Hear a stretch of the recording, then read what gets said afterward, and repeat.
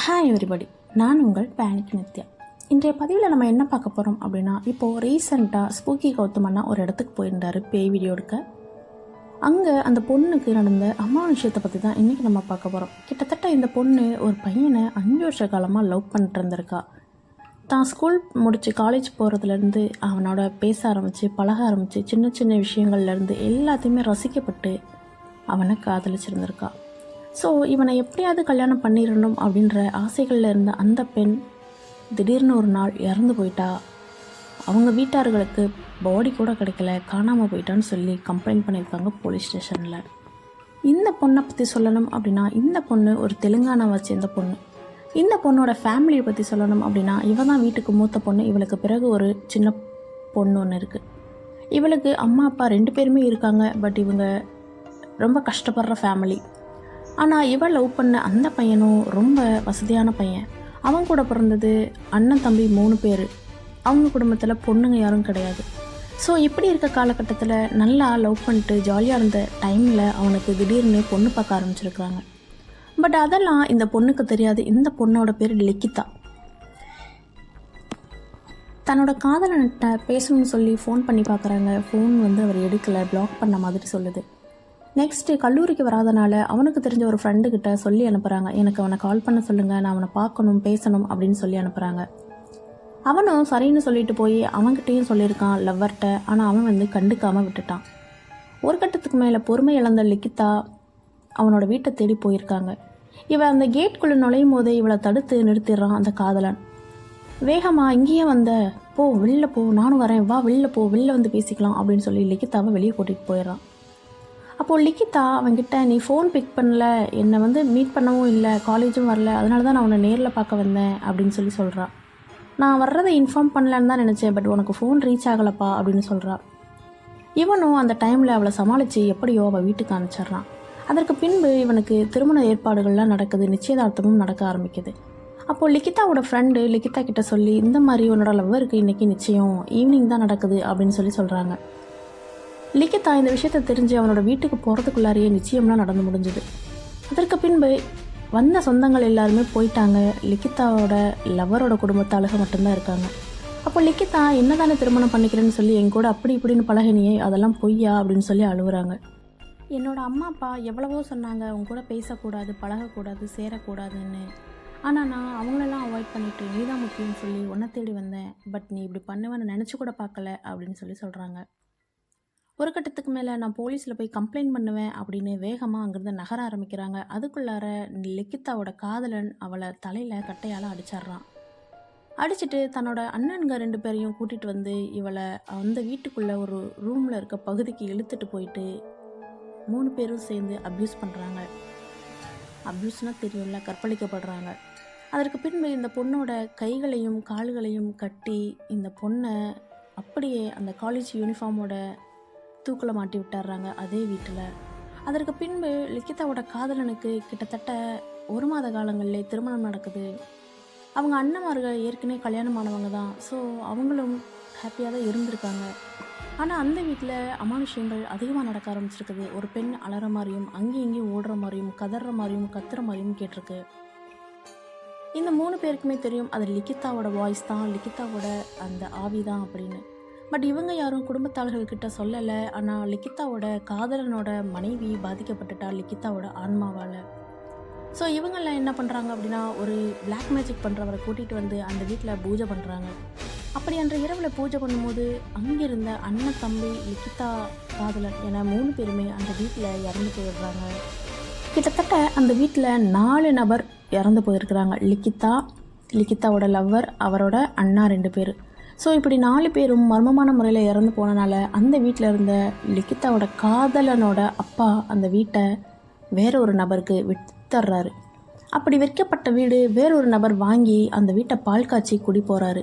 அப்படி குடி போய் அவர் கிட்டத்தட்ட 1 வார காலங்கள் நல்லா தான் இருந்திருக்காரு. அதற்கு பின்பு அவரோட மனைவி ஏதோ சைக்கோ மாதிரி இருந்திருக்கிறாங்க. சைக்கோ மாதிரி அப்படின்னா, இரவில் தனியாக பேசுகிறாங்க, அவங்களால நடந்து எங்கேயோ போகிறாங்க அந்த வீட்டில் ஒரு பகுதிக்கு.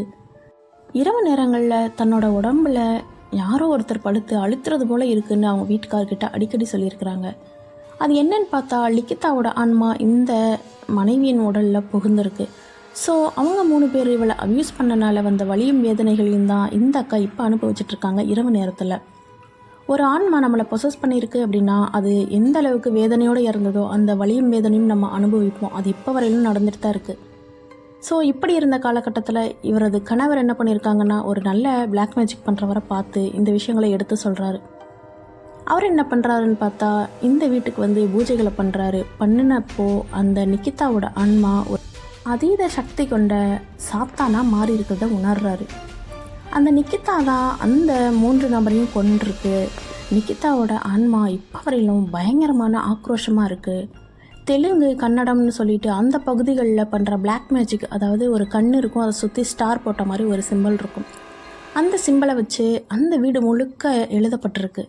ஆனால் அந்த வீடு முழுக்க அப்படின்னா ஒரு சில பகுதிகளில் மட்டும், அதாவது லிக்கிதாவை அவங்க எந்த இடத்துல தூக்கு கயிறில் மாட்டி விட்டாங்களோ அந்த ரூம் மட்டும் ஒரு பொண்ணோட வரைபடம்லாம் வரைஞ்சிருக்குது. அதற்கு பின்பு அதே ரூமில் ஒரு பகுதியில் ஒரு டோர் மாதிரி ஒன்று இருக்குது. அந்த டோரில் இந்த பக்கம் இருந்து நம்ம ஏதாவது பேசணுன்னா ஆப்போசிட் சைட்லேருந்து ஒரு வாய்ஸ் கேட்குறதாகவும் சொல்லியிருக்கிறாங்க. அதற்கு பின்பு அந்த மந்திரவாதி இவங்களை இந்த வீட்டில் தங்க வேண்டாம், நீங்கள் வெளியில் போயிடுங்க அப்படின்னு சொல்லிட்டு போயிருக்காங்க. இந்த நபரோ சரி ஒரு வார காலகட்டத்தில் வேற ஒரு வீடு பார்த்துட்டு நம்ம மாறிக்கலாம் அப்படின்னு வெயிட் பண்ணுறாரு. அதற்குள்ளார லிக்கிதா இந்த வீட்டுக்கு குடிவந்த அந்த பெண்மணியோட உயிரை எடுத்துடுறாங்க. அதற்கு பின்பு அந்த வீட்டுக்கு குடிவந்த அந்த பெண்மணியோட கணவர் இனிமேல் இந்த வீட்டில் ஒரு நொடியும் இருக்கக்கூடாது அப்படின்னு வேற ஒரு வீடு பார்த்து தன்னோட குழந்தைங்களை கூட்டிகிட்டு போயிடுறாரு. அதற்கு பின்பு தான் 2-3 பிளாக் மேஜிக் பண்ணுறவங்கள கூட்டிகிட்டு வராரு. அவங்க எல்லாருக்குமே லிக்கிதா பயமுறுத்தி அமிச்சிட்றா, அப்படி இல்லைன்னா அவங்க உயிரை எடுத்துட்றா. அதற்கு பிறகு கிட்டத்தட்ட 6 மாத காலமாக அந்த வீட்டு பக்கமே அவர் வராமல் இருந்திருக்கிறாரு. ஒரு நாள் சரி அந்த வீடு என்னதான் ஆயிட்டுருக்குன்னு போய் பார்ப்போம் அப்படின்னு சொல்லி போகிறாரு. அங்கே போய் பார்த்தா கண்ணு சிம்பல், சாத்தானோட குறியீடுகள், சாத்தானோட வரைபடங்கள், ஜின்களோட வரைபடங்கள்னு நிறையா இருந்திருக்கு. அதில் ஒரு டோர் கூட வரைஞ்சிருக்கிறாங்க. அந்த டோர் தான் சாத்தானோட 666 டோர். அந்த டோரில் இந்த பக்கம் தட்டணும் அப்படின்னா ஆப்போசிட்டில் அந்த பக்கமும் ஒரு நபர் தட்டுறாங்க, ஆக்ரோஷமாக கத்துறாங்கன்னு சொல்கிறாரு.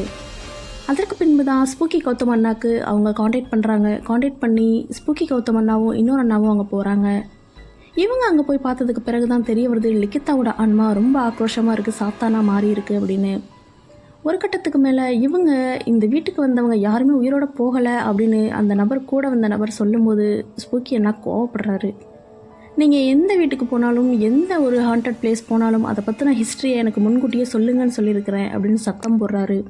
இவங்க 2 பேருமே உச்சக்கட்ட பயத்துக்கு போயிட்டாங்க. ஒரு கட்டத்துக்கு மேலே நம்ம உயிரோட வெளியே போவோமானே தெரியலன்னு யோசிக்கிறாங்க. அப்போ தான் கூட வந்த நபர் ஒரு விஷயத்த சொல்கிறாரு. ஒரு சின்ன ரிச்சுவல் பண்ணி இந்த லிக்கிதாவோட ஆன்மாவை நம்ம கண்ட்ரோலுக்கு கொண்டு வர முடியும்னு சொல்கிறாரு.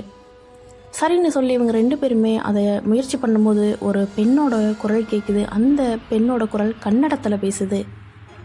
கூட வந்த நபருக்கு கன்னடம் தெரியும். ஸோ அந்த பொண்ணு என்ன சொல்லுதுன்னு பார்த்தா, இங்கே வந்து லிக்கிதான்ற ஒரு பெண்மணியை இந்த மாதிரி அப்யூஸ் பண்ணி கொண்டுட்டாங்க, அவளோட ஆன்மாவை கண்ட்ரோல் பண்ணுறதுக்கு பிளாக் மேஜிக் பண்ணுறவனை இங்கே கூட்டிகிட்டு வந்தாங்க.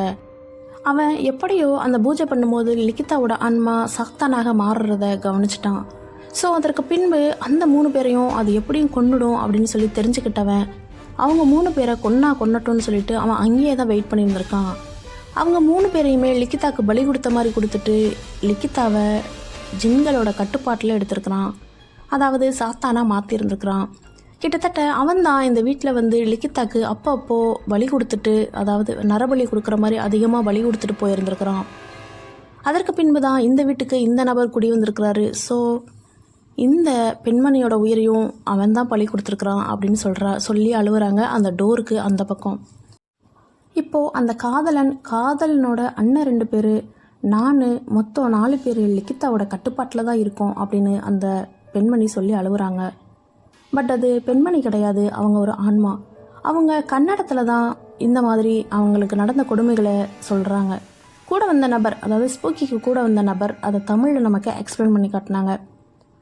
அப்போ அவர் சொன்னது என்னென்னா, கிட்டத்தட்ட எத்தனையோ இடத்துக்கு ஹாண்டட் பிளேஸுக்கு நான் போயிருக்கேன், பட் இந்த அளவுக்கு ஆன்மா இவ்வளவு தெளிவாக பேசி நான் எங்கேயும் பார்க்கல அப்படின்னு சொன்னார்.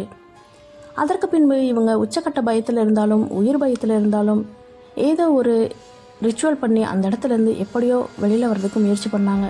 பட் கடவுளோட புண்ணியம் அவங்களுக்கு அந்த ரிச்சுவல் சக்ஸஸ்ஃபுல்லாக முடிஞ்சுது. அதற்கு பின்பு லிக்கிதா கட்டுப்பாட்டுக்கு போயிட்டா, அந்த வீட்டை விட்டும் போயிட்டான்னு சொன்னார்.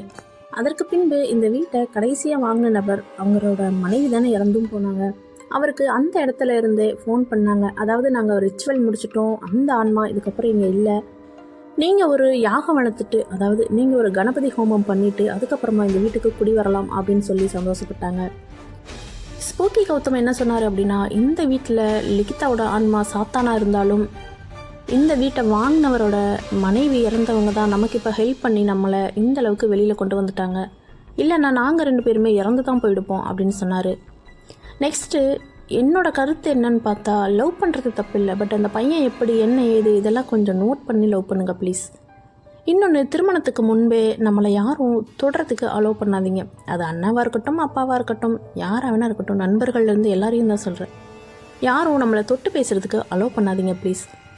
நான் ஏன் ஒவ்வொரு பதிவுலையும் மோட்டிவேட் பண்ணுற மாதிரி பேசுகிறேன் அப்படின்னா, இப்போ ரீசெண்டாக விளாத்திக்குளத்தில் +2 மாணவி அப்யூஸ் பண்ணி கொல்லப்பட்டிருக்காங்க. அந்த பொண்ணு என்ன தப்பு பண்ணுச்சுன்னு சொல்லி அவளை அப்யூஸ் பண்ணி கொண்டிருக்காங்க சொல்லுங்கள் பார்க்கலாம். உபாதை, இயற்கை உபாதைக்காக காட்டுப்பக்கம் போன பிள்ளைய அப்படி பண்ணியிருக்கிறாங்க. நம்மெல்லாம் வீட்டில் தான் இருக்கோம், ஆனால் சேஃப் இல்லை பாருங்கள். இப்போது ரீசெண்டாக என்ன நடக்குதுன்னா, கட்சிகளில் வந்து ஒவ்வொருத்தரும் எனக்கு ஓட்டு போடு எனக்கு ஓட்டு போடுன்னு சொல்லிட்டு இருக்காங்க. உங்கள் மனசாட்சிக்கு யாருக்கு ஓட்டு போட்டால் இந்த மாதிரி தப்புக்கள்லாம் நடக்காமல் இருக்குமோ அவங்களுக்கு ஓட்டு போடுங்க. ஓட்டு போடுறது நம்மளோட உரிமை. நீங்கள் காசு வாங்குறீங்க வாங்கலை அது 2வது விஷயம். பட் ஓட்டு போடுறத, யாருக்கு ஓட்டு போடணுன்றத நிர்ணயித்து ஓட்டு போடுங்க ப்ளீஸ். நீங்கள் போடுற ஒவ்வொரு ஓட்டுமே நம்ம மக்களை பாதுகாக்கும். அதற்கு பின்பு உங்களோட ஒப்பீனியன். கைஸ், என்ன மாதிரி திருமணமாகி வேலைக்கு போக முடியாமல் வீட்டில் தான் இருக்கேன், பட் ஏதாவது ஒன்று யூஸ்ஃபுல்லாக சம்பாதிக்கணும் அப்படின்னு நினச்சிங்க அப்படின்னா ஒரு அரிய வாய்ப்பு இருக்குது. விண்டேஜ் பஜார் அப்படின்னு ஒரு நிறுவனம் இருக்குது. அந்த நிறுவனத்தில் நீங்கள் ஜாயின் பண்ணுங்கள். என்னோட மூலமாக நீங்கள் ஜாயின் பண்ணிங்கன்னா இன்னும் கொஞ்சம் பெனிஃபிட். இந்த பிளாட்ஃபார்மை யூஸ் பண்ணிக்க பாருங்கள். அப்படி இதில் ஜாயின் பண்ணணும், இதோட டீட்டெயில்ஸ் என்னென்னு கேட்கணும் அப்படின்னா என்னோட இன்ஸ்டா ஐடி பேனிக் நித்யா. நீங்கள் அந்த ஐடியில் வந்துட்டு எனக்கு மெசேஜ் பண்ணிங்கன்னா கண்டிப்பாக நான் வந்து உங்களுக்கு ரிப்ளை பண்ணுவேன். இன்னொன்று, த்ரில்லிங்கான ஸ்டோரிஸ், உங்களுக்கு நடந்த நிஜ கதைகள், திகிலான அமானுஷ்ய கதைகள் சொல்லணும் அப்படின்னாலும் நம்மளோட பேஜை வந்து ஃபாலோ பண்ணிவிட்டு நமக்கு வந்து மெசேஜ் போடுங்க. கண்டிப்பாக நான் வந்து ரிப்ளை பண்ணுவேன். ஓகே கைஸ், நெக்ஸ்ட் ஒரு பதிவில் நான் வந்து உங்களை சந்திக்கிறேன். அதுவரை நான் உங்கள் Nithya. Tata, bye bye, take care.